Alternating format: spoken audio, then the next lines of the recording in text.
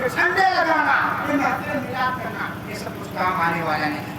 سچی محبت رسول اللہ سے ہے اگر ان کے احکام پر اگر عمل ہم کریں گے تو سچی محبت کا دعویٰ، اور عمل کرنے کے بعد پھر یہ جھنڈے لگائیے، میلاد شریف کریے، ذکر و اذکار کریے، تب یہ سارے کام آئیں گے۔ اور سچی محبت نہیں، شریعت مطہرہ پر عمل نہیں ہے تو ہماری کوئی کام آنے والی نہیں۔ اگر ہم امت محمدیہ، یہ امت بڑی عزت اور عظمت اور فضیلت والی امت ہے۔ آج تک جتنی بھی امتیں دنیا میں آئی، ساری امتوں سے افضل اگر امت ہے امت محمدیہ۔ اور کیوں نہ ہو؟ کیونکہ اس امت کے جو نبی ہیں وہ ساری امت سے افضل ہے۔ جتنے انبیاء دنیا میں آئے سارے نبیوں سے افضل ہمارے نبی، اور جب ہمارے نبی افضل ہے تو ان کو جو چیز عطا کی جائے گی وہ بھی تمام چیزوں سے افضل ہوگی۔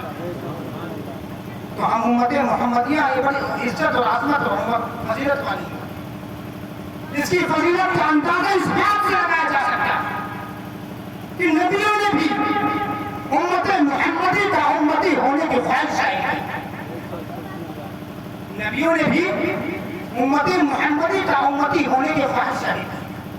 ایک حدیث شریف میں حضرت ابو ہریرہ رضی اللہ تعالیٰ عنہ بیان فرماتے ہیں کہ جب اللہ رب العزت نے موسیٰ علیہ السلام پر توریت اتاری، آسمانی کتابیں 4 ہیں تو بہت لیکن مشہور 4 ہیں۔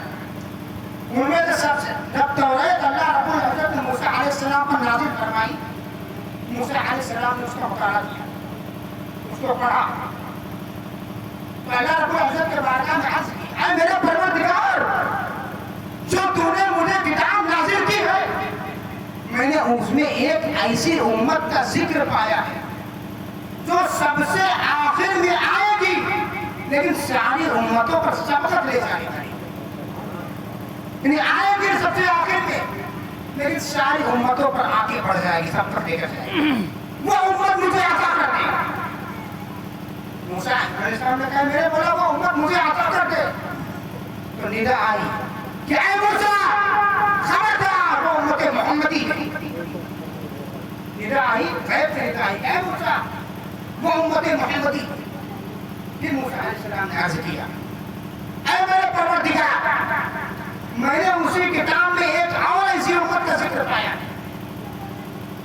کہ جب وہ نیک کام کرنے کا ارادہ کرے گی تو ارادہ کرتے ہی اس کی اعمال میں ایک نیکی لکھ دی جائے گی، اور جب وہ اس نیک کام کو کر لے گی تو اس کو 10 گنا اجر عطا کر دیا جائے گا۔ وہ امت مجھے عطا کرتا ہے۔ پھر ندا آئی، اے موسیٰ وہ بھی امت محمدی کا۔